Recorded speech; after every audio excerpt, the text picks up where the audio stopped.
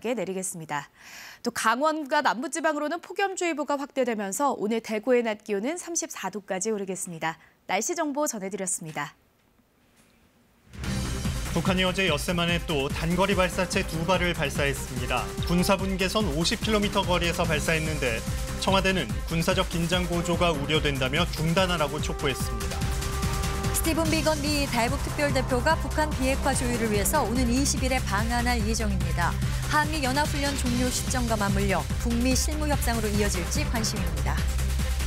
연일 시위가 계속되고 있는 홍콩에서 내일 최대 규모 시위가 예고됐습니다. 중국의 무력 개입 가능성이 거론되는 가운데 협상 실마리를 찾을 수 있을지 그 분수령이 될 전망입니다.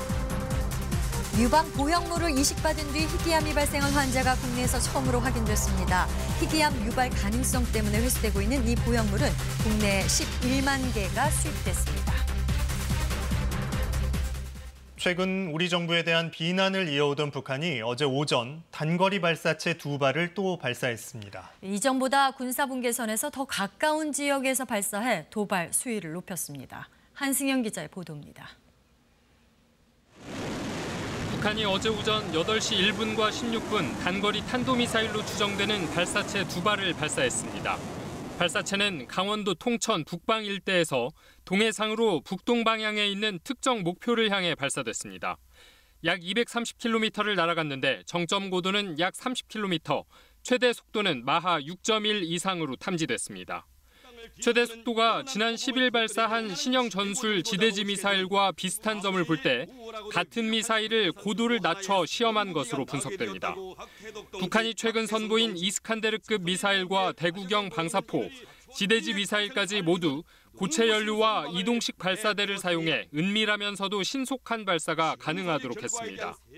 고체 추진제 단거리 미사일들을 개발을 해서 이제 우리한테 그 비대칭 우위를 갖겠다, 이런 걸 보여주는 거죠.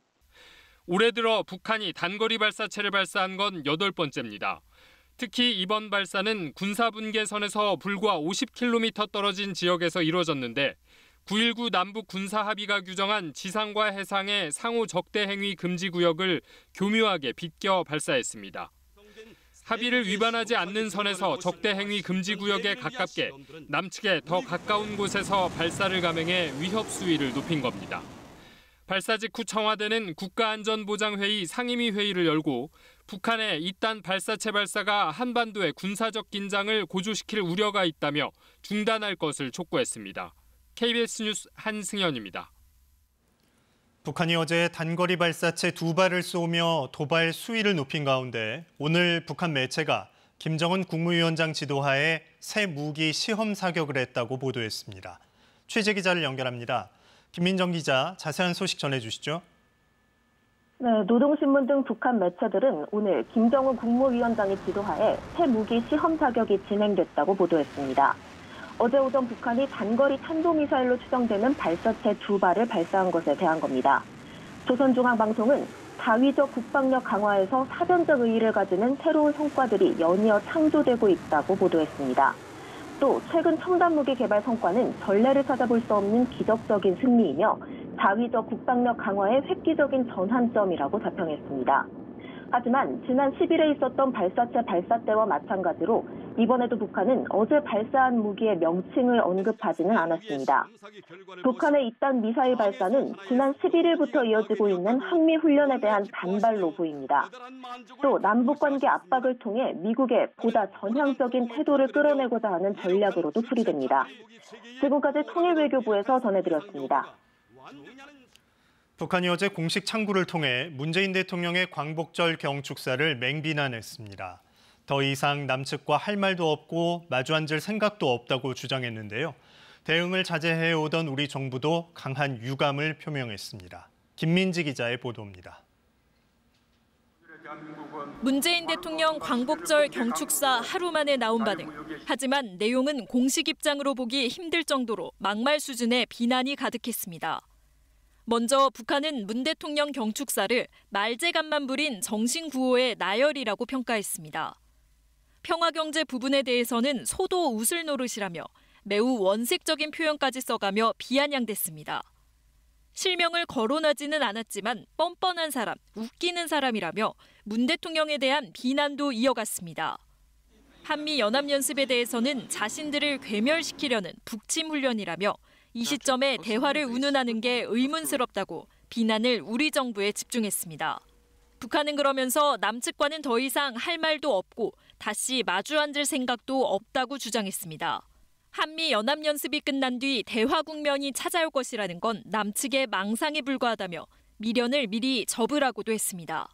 계속된 북한의 비난에 대응을 자제해왔던 정부도 강한 유감을 밝혔습니다. 남북관계 발전에도 전혀 도움이 되지 않는다는 점을 분명하게 지적하고자 합니다. 청와대 관계자는 성숙한 남북관계에 도움이 되지 않는다며 불만스러워도 대화를 어렵게 하는 건 바람직하지 않다고 밝혔습니다. 통일부 당국자 역시 북한의 담화를 도를 넘는 무례한 행위라며 남북이 지킬 것은 지켜야 한다고 강조했습니다. KBS 뉴스 김민수입니다. 스티븐 비건 대북특별대표가 오는 20일부터 2박 3일 동안 한국을 방문한다고 미국 국무부가 밝혔습니다. 한미연합훈련의 종료 시점과 맞물려 오는 것이라서 북미 실무협상 재개 가능성에 관심이 모아집니다. 워싱턴 서지영 특파원의 보도입니다. 지난 11일 김정은 국무위원장으로부터 친서를 받았다는 사실을 공개한 트럼프 대통령. 김정은 위원장이 친서에서 한미연합훈련이 끝나는 대로 실무협상 재개를 희망했다는 사실을 트위터에 공개했습니다. 김 위원장이 한미훈련에 대해 불쾌감을 나타냈다면서 한미훈련이 종료되면 미사일 시험도 중단할 것이라고 말했다고 전했습니다. 이런 가운데 스티븐 비건 대북특별대표가 한국을 방문한다고 미 국무부가 밝혔습니다. 방문 목적은 북한의 최종적이고 완전하게 검증된 비핵화 조율을 위한 것입니다.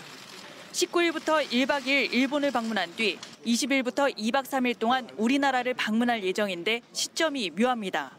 한미연합훈련의 종료 시점과 겹치기 때문입니다.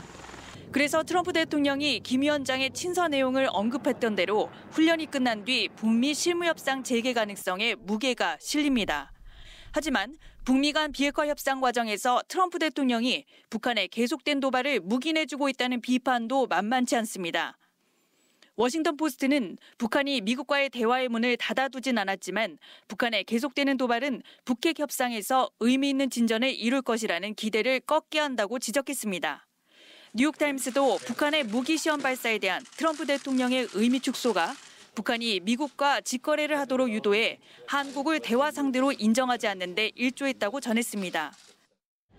북한의 잇따른 미사일 발사는 미국과 협상에 앞서 지렛대를 확보하기 위한 시도로 해석되면서 북미 실무협상 과정에서 적지 않은 난관이 예상됩니다. 워싱턴에서 KBS 뉴스 서지영입니다. 홍콩에서는 이번 주말 최대 규모의 집회가 예고됐습니다. 중국의 무력 개입 가능성이 거론되는 가운데 시위대와 경찰 사이의 충돌 가능성도 높아지고 있습니다. 현지에서 송금한 특파원이 취재했습니다. 홍콩의 금융 중심가 한가운데 자리한 차터공원에 시민들이 모였습니다. 어젯밤 범죄인 인도법안, 이른바 송환법을 반대하는 도심 집회에 참가한 시민은 주최 측 추산 6만 명. 홍콩 시민들은 성조기와 영국기 등을 흔들며 해외 국가들에게 지지를 호소했습니다. 중국의 무력 개입 가능성이 거론되는 가운데 앞서 미국 트럼프 대통령은 시진핑 주석에게 시위대와 마주 앉으면 15분 안에 해결될 것이라며 협상을 거듭 촉구했습니다. 또 시 주석과 통화할 일정도 잡혔다고 밝혔습니다. 중국 최고 지도부의 베이다이어 회의가 끝났지만 논의 내용은 아직 전해지지 않았습니다. 오늘도 한국 시간으로 정오부터 저녁 10시 반까지 4건의 시위가 예정되어 있습니다. 경찰은 이 가운데 오후 4시 반에 열리는 집회를 허가하지 않아 충돌할 우려가 있습니다. 경찰이 시위대를 강제 해산시키기 위해 최루탄을 발포하거나 무력 진압할 가능성도 배제할 수 없기 때문입니다. 내일은 300만 명 규모의 도심 집회가 열릴 예정입니다. 경찰은 행진을 제외한 집회만 허가해 시민들과 충돌할 가능성이 높습니다.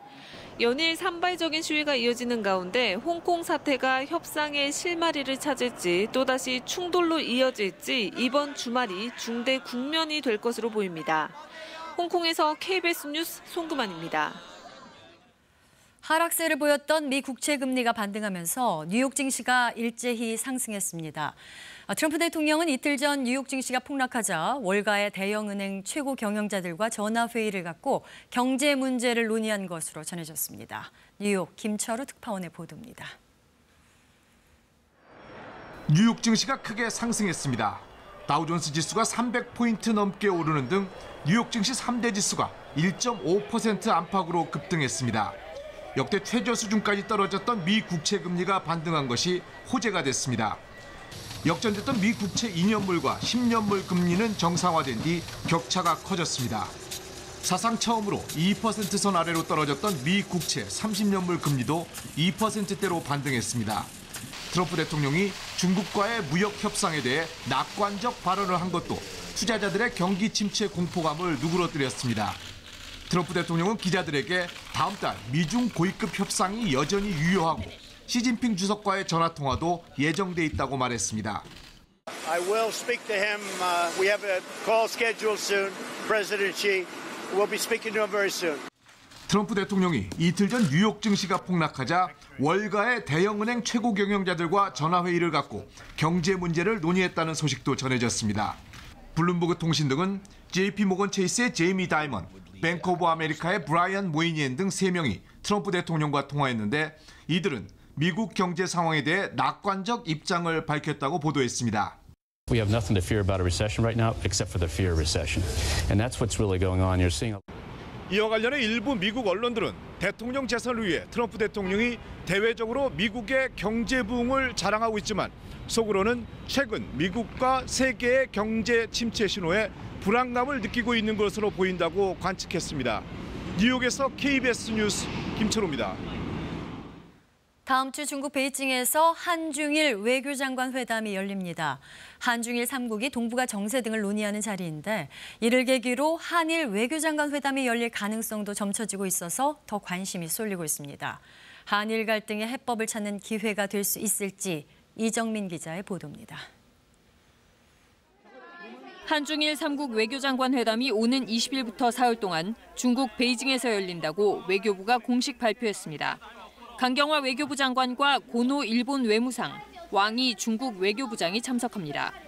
연내 개최를 목표로 시기를 조율 중인 한중일 정상회담을 준비하는 게 목적이지만 이를 계기로 열릴 가능성이 높은 한일 외교장관 회담이 더 주목을 받고 있습니다. 정부도 한일 외교장관 회담 개최를 일본과 조율하고 있다고 밝혔습니다. 외교 당국 간의 그런 대화와 소통의 끈은 놓지 않고 그것을 통해서 지혜로운 해법을 도출하려고 최선의 노력을 다하고 있고 그런데 한중일 외교장관 회담이 도움이 된다면 저희들이 그 기회를 마다할 이유는 없습니다. 회담 일정은 한일 군사정보 보호협정의 연장 여부를 결정해야 하는 시한인 24일, 일본의 백색 국가 배제 조치 시행일인 28일을 얼마 앞두지 않은 시점입니다. 때문에 회담 결과에 따라 한일 갈등이 더 악화될지 혹은 완화될 수 있을지를 가늠하는 자리가 될 것으로 전망됩니다. 당초에는 한일 간 인식의 간극이 커 회담을 가져도 의미 있는 결과가 나오기 어렵다는 전망이 많았지만 광복절 경축사에서 문재인 대통령이 대일 비난 수위를 조절하고 대화를 촉구한 만큼 진전된 대화가 오갈 수 있을 거라는 목소리도 나옵니다. KBS 뉴스 이정민입니다.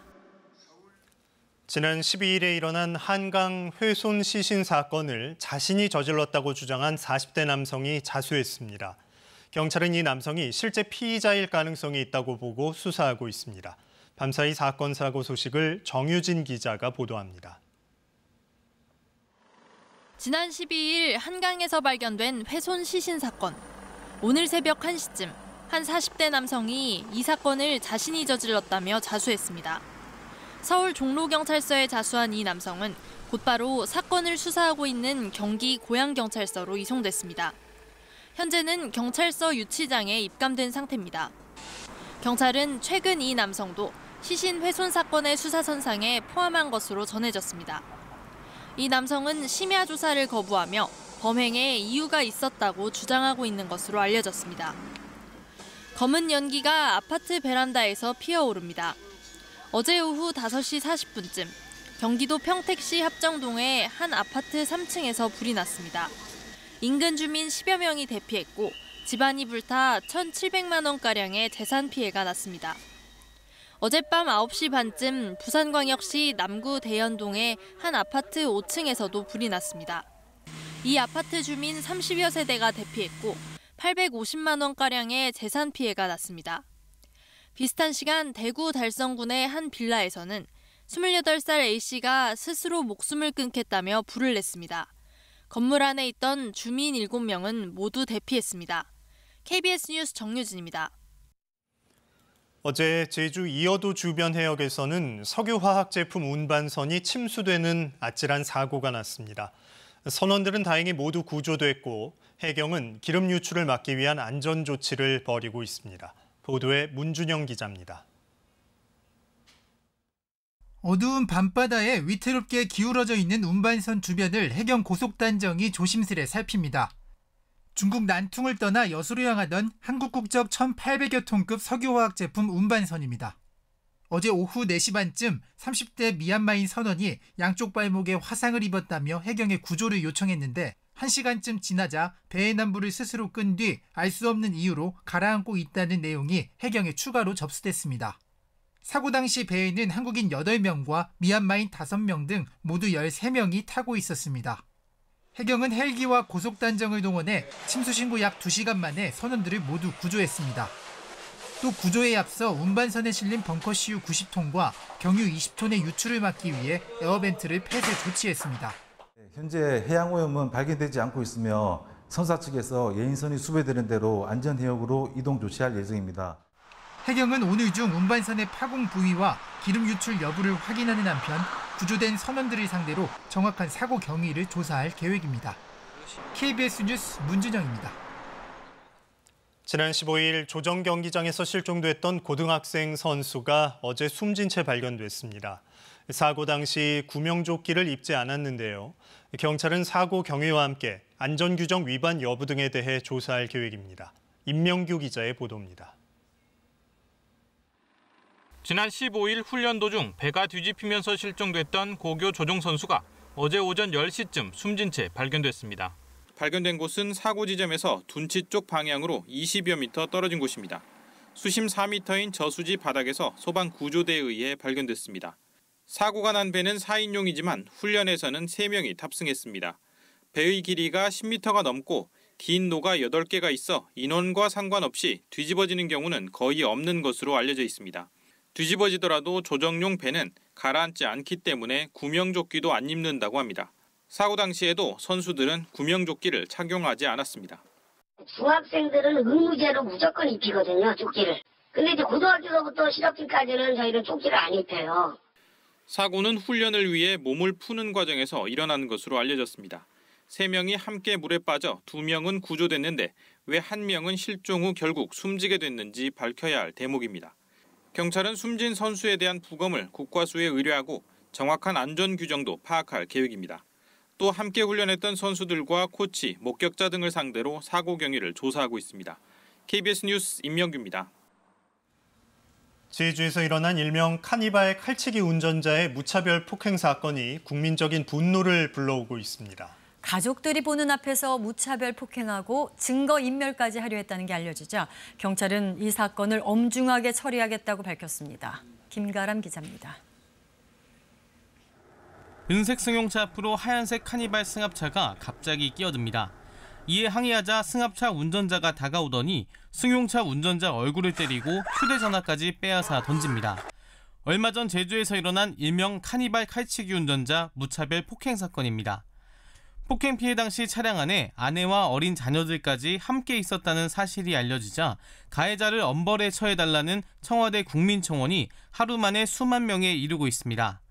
폭행 전과가 있는 것으로 알려진 가해자 32살 A씨는 경찰 조사에서 정상적으로 차선을 바꿨는데 항의를 받게 되자 말다툼 끝에 우발적으로 폭행을 저질렀다고 진술했습니다. 경찰은 피해자 개인 사정으로 피해 조사가 늦어지고 있다며 일단 가해자를 폭행과 재물손괴 혐의로 입건했으며 추가 혐의가 나오는 대로 엄정하게 처리하겠다고 밝혔습니다. 종합적인 피해 사항을 확인하고 특가법 등 다각적인 법리 검토를 거쳐서 신속하고 엄정하게 수사를 진행할 예정입니다. 대전에서는 교통사고 처리 과정에서 말다툼을 벌이다 40대 운전자가 60대 운전자를 무차별 폭행하는 일이 벌어졌습니다. 승용차와 승합차의 접촉사고 이후 보험 처리 문제를 놓고 실랑이를 벌이다 40대 운전자가 60대 운전자의 얼굴을 주먹으로 마구 때렸습니다. 경찰은 폭행 가해자인 40대 남성을 입건해 정확한 사건 경위를 조사하고 있습니다. 도로 위에서 무차별 폭행 사건이 잇따르자 가해자들을 엄벌에 처해야 한다는 목소리가 높아지고 있습니다. KBS 뉴스 김가나입니다. 제주시의 한 어린이집에서 원장이 3살 남자아이를 학대했다는 의혹이 일고 있습니다. CCTV 기록을 통해 의심 장면을 포착한 경찰은 한 달치 기록을 모두 살펴보고 있습니다. 안서영 기자입니다. 3살 A군의 앞머리를 걷어올리자 멍자국 4개가 선명하게 보입니다. 팔과 손등에도 멍이 있고 얼굴과 목덜미 등 곳곳에 핥힌 상처도 있습니다. 지난 12일 A군이 어린이집에 다녀온 뒤 부모가 발견한 상처입니다. 해당 어린이집은 소방 대피훈련 과정에서 팔을 꽉 잡다가 멍이 생겼고 야외 활동이 덥다 보니 아이 스스로 긁은 것 같다고 부모에게 설명했습니다. 하지만 어린이집 인근 CCTV를 확인한 결과 같은 반 원화 중 A군만 보이지 않았다는 게 아버지의 설명입니다. 우리 애기만 없는 거예요. 일단 야외 활동했다는 것 자체도 거짓말이고 이 사이에 분명 우리 애기가 뭔가 미리 있었구나. A군 부모의 신고로 합동조사에 나선 경찰과 제주시는 어린이집 내부 CCTV에서 아동학대 의심 정황을 확인했습니다. 제주 서부경찰서는 아동학대 의심 장면을 포착했지만 음성이 없어 정밀 분석이 필요하다며 한 달치 CCTV 기록을 받아 확인하고 있다고 밝혔습니다. 해당 어린이집은 경찰이 CCTV를 확인하고 간 뒤에야 A군의 부모에게 죗값을 달게 받겠다는 내용의 사과 문자를 보냈습니다. 진짜 애기가 스스로 해서 뭐 다쳤을 경우도 있고 생각했는데 막상 진짜 아기가 이렇게 학대를 당했다고 하니까 많이 슬프죠. 어린이집 입장을 듣기 위해 직접 방문하고 수차례 전화했지만 해당 어린이집 원장은 입을 꾹 다물고 있습니다. KBS 뉴스 안소연입니다. 최근 몇 년간 자취를 감췄던 독성 해파리가 올여름 우리나라 연안에 대거 유입됐습니다. 해수욕장에 차단망을 설치하고 입욕을 통제할 만큼 해파리떼가 극성이라고 합니다. 보도에 최유지 기자입니다. 부산 해운대 해수욕장 앞바다입니다. 1km가 넘는 해안선을 따라 촘촘한 그물이 쳐져 있습니다. 해류에 떠밀려 해수욕장으로 유입되는 강독성의 노무라입깃 해파리 차단망입니다. 물 밑으로 들어오는 해파리들 같은 경우에는 일반적으로 모두 다 막아내고 있는 실정입니다. 그물망을 넘어오는 작은 해파리를 잡기 위해 선박을 타고 순찰도 합니다. 해수욕객이 해파리에 쏘이는 걸 방지하기 위해서 보시는 것처럼 뜰채를 이용해 매일 해파리를 건져내는 작업도 하고 있습니다. 국내 연안의 노무라입깃 해파리 발견율은 이달 초 30%대에서 10여일 만에 50% 정도로 상승했습니다. 이 때문에 지난달 제주와 전남, 경남 연안에 내려졌던 노무라입깃 해파리 주의보도 이달 들어 부산과 울산, 경북 연안으로 확대됐습니다. 작년, 재작년까지 노무라입깃 해파리 출현이 거의 없었어요. 근데 올해는 노무라입깃 해파리가 중국 쪽에서 많이 발생을 해서 해류를 따라 우리나라나 일본 쪽으로 지금 흘러 들어오고 있고요. 그래서 쏘임 사고도 잇따라 올여름 부산의 7개 해수욕장에서만 70여 건이 신고됐습니다. 다대포 해수욕장에서는 일가족이 독성의 푸른 우산관 해파리에 쏘였습니다. 국립수산과학원은 수온이 떨어지는 다음 달까지는 독성 해파리가 극성을 부릴 것으로 내다봤습니다. KBS 뉴스 최위지입니다. 우리 민족의 영산, 백두산의 여름은 어떤 모습일까요? 백두산만 20년 넘게 오르며 촬영해온 한 사진작가가 여름 백두산의 아름다운 비경을 카메라에 담아왔습니다. 김민혁 기자입니다. 백두산 정상의 동이트구. 세계에서 가장 깊은 화산 호수, 천지가 장엄한 모습을 드러냅니다. 천지에서 쏟아지는 맑은 폭포수. 절로 감탄사가 나올 만큼 규모가 장대합니다. 거친 산줄기 아래로 관광객들이 지나는 안내소가 보이고 드넓은 녹지 위로 도로가 굽이굽이 흘러갑니다. 꽃바지로 난 길을 따라 걷다 보면 원시림 속의 숨은 호수, 왕지가 절경을 뽐냅니다.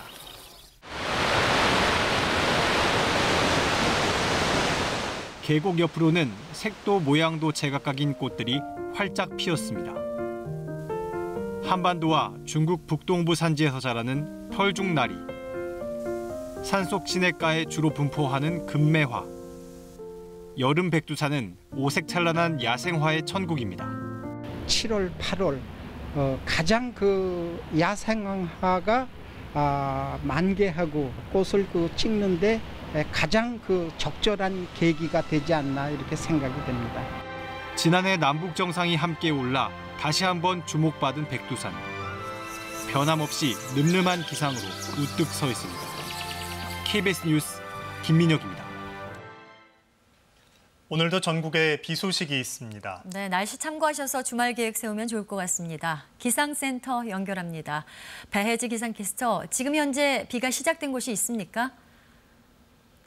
아직 충남 지역에만 약하게 빗방울이 떨어지고 있습니다. 오늘은 북쪽을 지나는 기압골의 영향으로 전국이 흐리겠고 산발적으로 비가 내리겠는데요. 중부지방에는 아침부터 낮까지 비가 이어지겠고 남부지방은 오후에 비가 지나겠습니다. 비의 양은 5에서 40mm 정도가 예상되는데요. 천둥, 번개를 동반해 요란하게 내리겠습니다.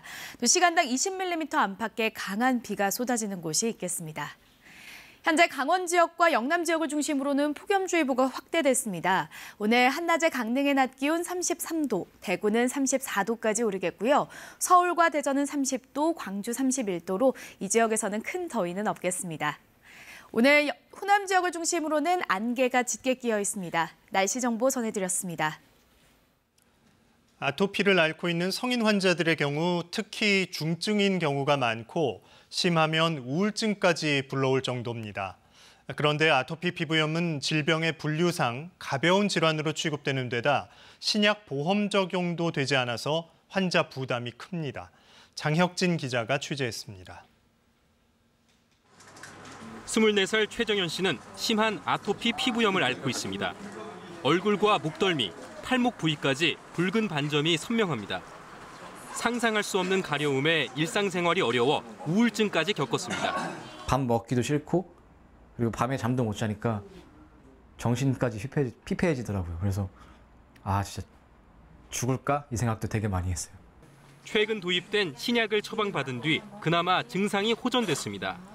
최 씨 같은 중증 아토피 성인 환자는 약 11만 명. 중증 아토피 환자들은 이 신약 치료제를 2주에 한 번씩 정기적으로 투약받아야 합니다. 현재로선 사실상 유일한 생물학적 치료제인데 문제는 약값입니다. 건강보험이 적용되지 않아 한 달 투약 비용이 200만 원 수준입니다. 굉장히 비싼 약이기 때문에 환자의 부담이 크고 언제까지 이거를 이렇게 할 수 있을까 고민하는 환자들이 굉장히 많은 현실이라서 중증 질환의 경우 환자가 보통 약값의 30%만 부담하는데 아토피 피부염은 아무리 증상이 심해도 경증 질환으로 분류됩니다. 현행 질병 코드엔 중증 아토피 자체가 없기 때문입니다. 경증으로 분류가 되어 있기 때문에 중증 환자들이 대형 병원에 가게 되면 약재배 50%를 본인이 부담하는 문제가 있고요. 복지부는 올해 말까지 중증 코드를 신설하고 환자 부담을 10%까지 낮출 수 있는 산정 특례를 적용할지 살펴보겠다고 밝혔습니다. 하지만 신약의 건강보험 적용에는 여전히 검토 중이라고만 밝혔습니다. KBS 뉴스 장혁진입니다. 유방 보형물을 이식받은 뒤 희귀암이 발생한 환자가 국내에서 처음 확인됐습니다. 이 환자가 이식받은 보형물은 희귀암 유발 가능성 때문에 세계적으로 회수되고 있는 제품으로 국내에는 11만 개가 수입됐습니다. 홍진아 기자의 보도입니다. 가슴 확대술에 쓰는 글로벌 제약회사 엘러간사의 유방 보형물입니다. 7, 8년 전 이 보형물을 넣는 확대술을 받은 40대 여성 환자는 최근 한쪽 가슴이 심하게 부어 병원을 찾았습니다. 유방 보형물 연관 역형성 대세포 림프종이란 진단을 받았습니다. 면역 체계와 관련한 희귀암의 한 종류입니다. 식품의약품안전처는 엘러간사 보형물과 관련한 국내 첫 희귀암 발생 사례로 최종 확인했습니다. 다른 보형물보다 표면이 거칠어 피부에 잘 안착하는 특징이 있는데 미국 FDA는 이 제품의 희귀암 발생 위험이 다른 제품보다 6배 높다며 제품 회수를 요청했습니다. 우리나라에서도 지난달부터 회수 중입니다. 거친 표면에서만 주로 발생하는지에 대한 인과관계나 발생 기전은 명확하게 아직 밝혀지지 않고 있는 상황.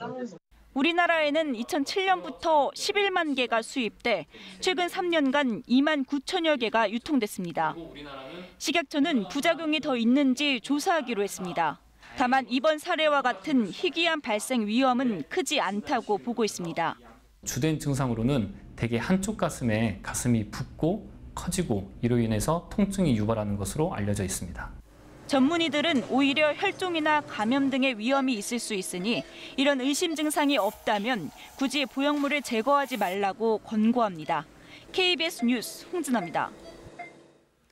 가공하지 않은 건강한 단맛을 내세운 흑당 음료가 요즘 인기인데요.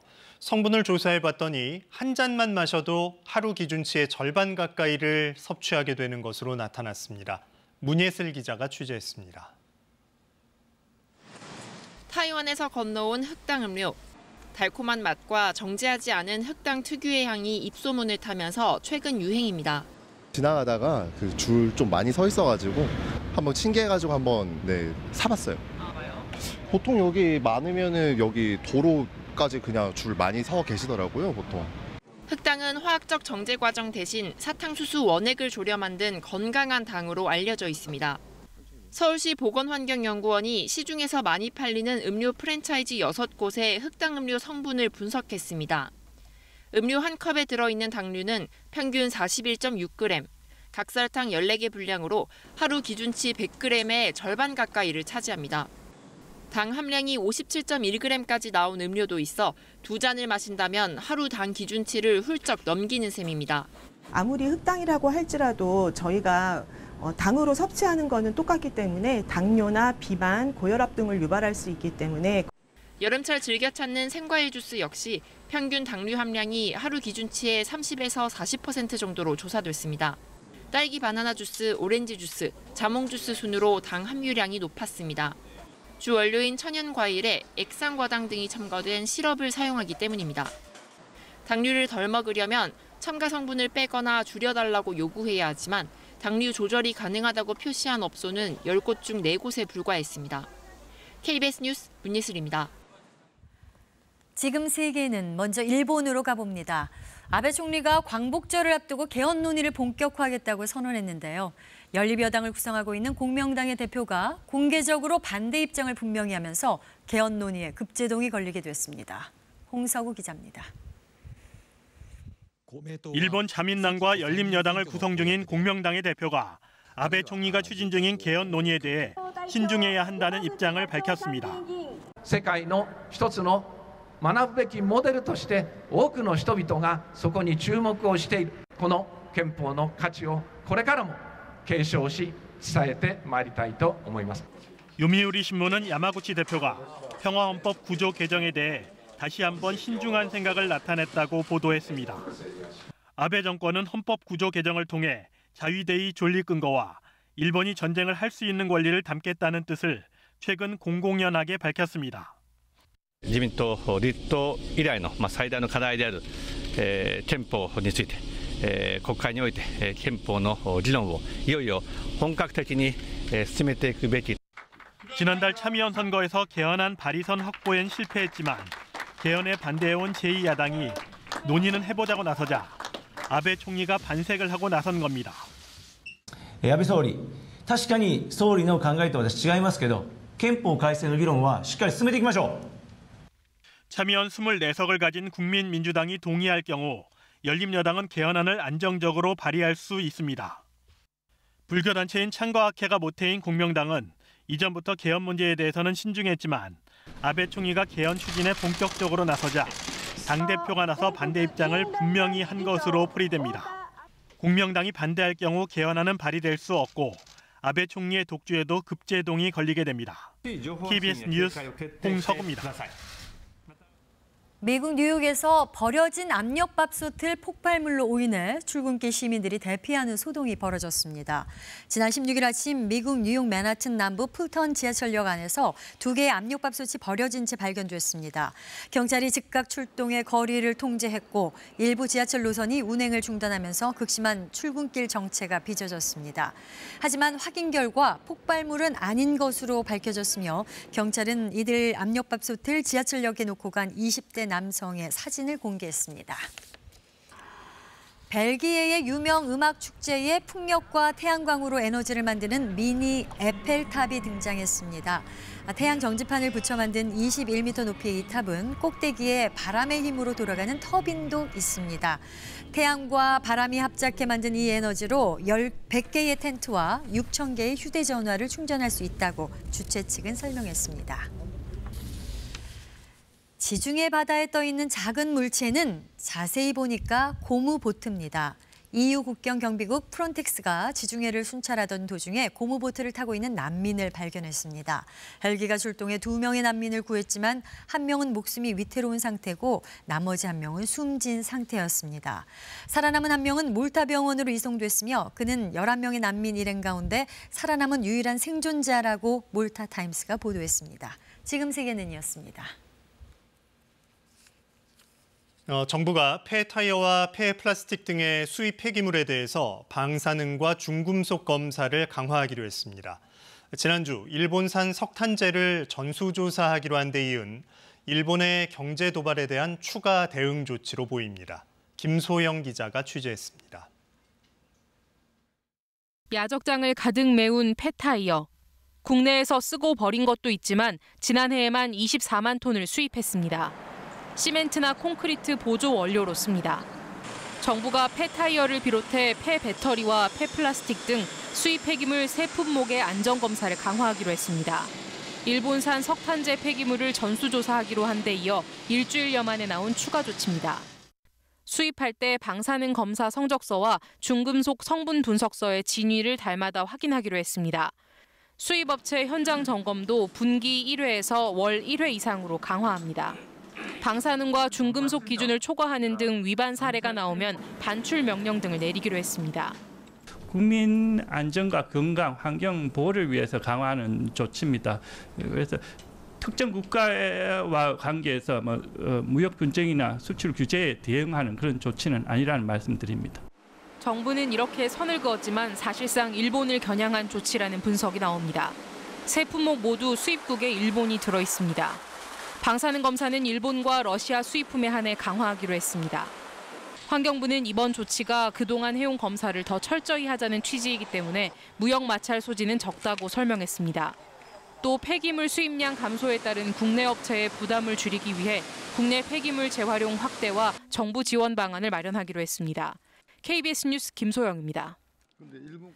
부족한 주차 공간 때문에 건물 안에 기계식 주차장을 설치하는 곳이 늘고 있죠. 하지만 화재에 취약하고 피해를 줄이기에도 어려운 구조라고 합니다. 민수아 기자가 취재했습니다. 지난달 불이 난 청주의 한 오피스텔 지하주차장입니다. 주차된 차가 불에 타면서 연기는 건물 꼭대기까지 번졌습니다. 건물 안에 있던 주민 9명은 연기를 마셔 병원에 이송되기도 했습니다. 불이 난 지점 바로 근처에는 기계식 주차장이 있습니다. 보시다시피 기계식 주차장은 층 구분 없이 천장까지 연결된 구조입니다. 이 때문에 연기가 건물 안으로 쉽게 확산한 것입니다. 굴뚝 효과에 의해서 일반 건축물에 비해 유독가스의 이동 속도가 2배에서 3배 정도 빠르기 때문에 인근 건물로의 확산 우려가 있습니다. 건물의 엘리베이터 앞이나 계단실에는 화재 연기 확산을 막는 시설을 반드시 설치해야 합니다. 위급한 상황의 대피 공간으로도 쓰일 수 있기 때문입니다. 하지만 기계식 주차장은 의무 설치 대상이 아닙니다. 불이 나면 스프링클러 하나에 의존할 수밖에 없습니다. 소방시설 정기 점검조차 1년에 한 번뿐. 그마저도 시설 관리자가 알아서 하는 자체 점검이 전부입니다. 기계식 주차장 안전검사 기준에는 변설비 설치 기준이 없습니다. 기계식 주차장에는 사람이 들어가지 않고 차량만 들어가기 때문에 설치 기준이 없는 것입니다. 소방안전 사각지대에 방치되고 있는 기계식 주차장. 대비책 마련이 시급해 보입니다. KBS 뉴스 민수아입니다.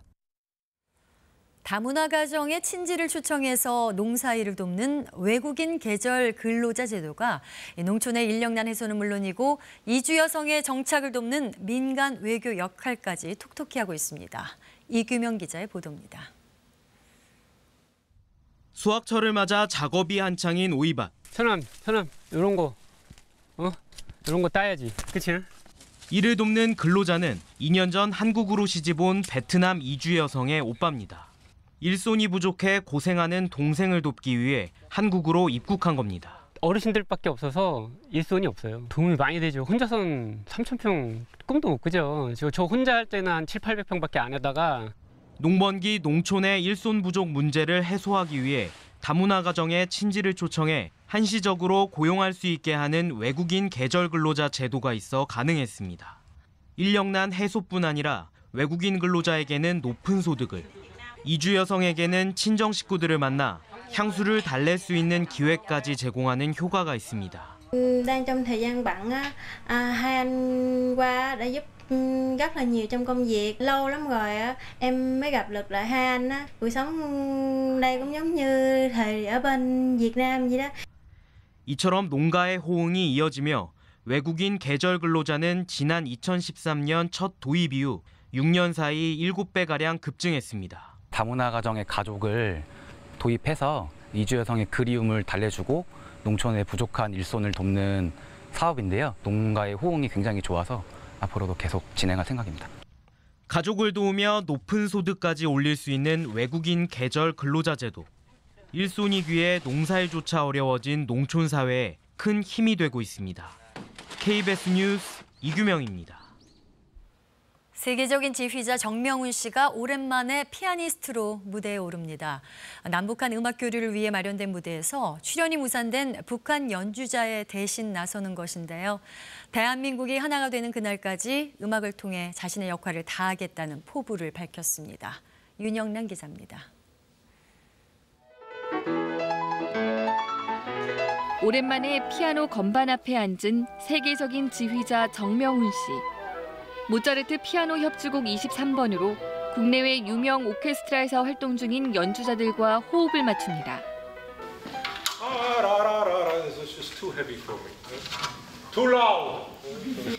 자신이 직접 꾸린 원코리아 오케스트라가 3년째 추진하고 있는 북한 연주자와의 합동 공연이 무산되자 올해는 연주까지 직접 맡았습니다. 지금 봐서는 내년쯤은 이북 음악가들도 참석할 수 있을 것 같긴 한데 좀 기다려봐야죠.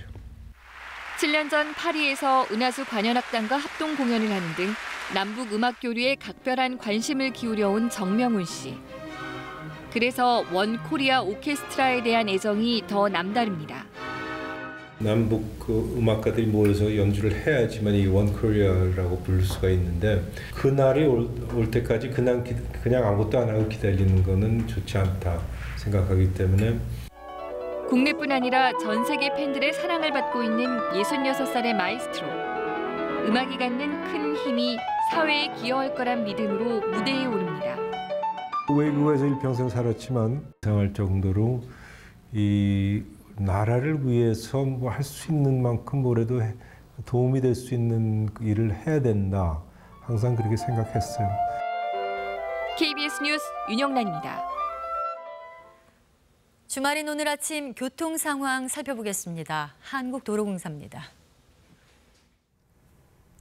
네, 막바지 휴가 차량들로 오늘도 지방 방향 정체가 길겠는데요. 정체 피하려면 그나마 지금 이 시간대가 가장 낫겠고요. 오전 11시 무렵 최대 정체 예상됩니다. 그때 요금소 기준으로 서울에서 부산까지는 5시간 20분, 강릉까지는 4시간 30분 예상되고 있습니다.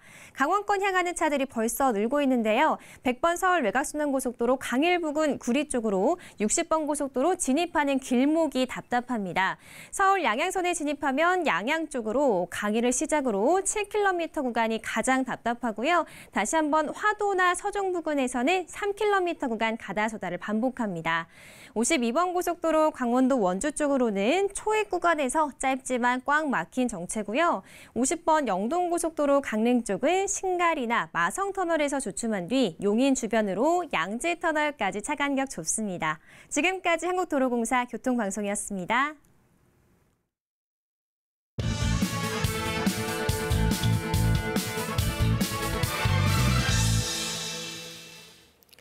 남측 당국자들과 더 이상 할 말도 없으며 다시 마주 앉을 생각도 없다. 문재인 대통령의 광복절 경축사 이후 북측이 이례적으로 강도 높게 그리고 신속하게 반응을 보였습니다. 북측은 이러한 내용의 조평통 대변인 담화에 이어 단거리 발사체 2발도 발사했습니다. 3주 사이 벌써 6번째 무력 시위입니다. 이 같은 북측의 태도는 우선 한미 군사훈련이 정점에 달한 지금 이에 대한 반발 강도를 최대한 높인다는 차원으로 해석됩니다. 미국에 대한 직접적인 반발이 쉽지 않은 상황에서 앞으로 있을 한미 군사훈련에 대한 사전 경고의 의미가 커 보입니다. 북측의 반발은 일단 남측을 향한 것으로 보이지만 내용적으로는 북미 실무회담에 대한 적극적인 의지를 표명한 것으로도 볼 수 있습니다. 조속히 북미 실무회담으로 방향을 잡아야 한다는 대미 시위 성격이 강하다는 얘기입니다. 더 나아가 향후 북미 실무회담이 진행될 때 그 판 자체도 북측이 끌고 간다. 한반도 정세를 북측이 주도하겠다는 의지의 표현일 수도 있습니다. 다만 현 국면에서 북측은 남관계보다는 북미 관계 중심으로 간다. 남북관계는 북미 실무회담에서 성과가 나오면 그때서야 신경 쓰겠다는 쪽으로 입장을 정리한 것은 분명해 보입니다. 북측 내부의 정치적 측면도 있습니다. 남측을 강하게 압박해 내부 결속을 다지겠다는 것입니다. 특히 한미 군사훈련에 대한 반발을 중심으로 주민과 당원, 군인들의 결속을 꾀하는 것입니다. 한미 군사훈련이 막바지에 다다른 지금 남북미 모두의 관심은 빠른 속도로 북미 실무회담으로 옮겨갈 것으로 보입니다. 따라서 앞으로 북미 실무회담에서 어느 정도의 성과가 나와야 남관계도 숨통이 들 것으로 보입니다. 북미 실무회담의 성공을 위해 그리고 남관계의 개선을 위해 남북미 당국의 신중하고 충분한 소통을 기대합니다. 뉴스 해설이었습니다.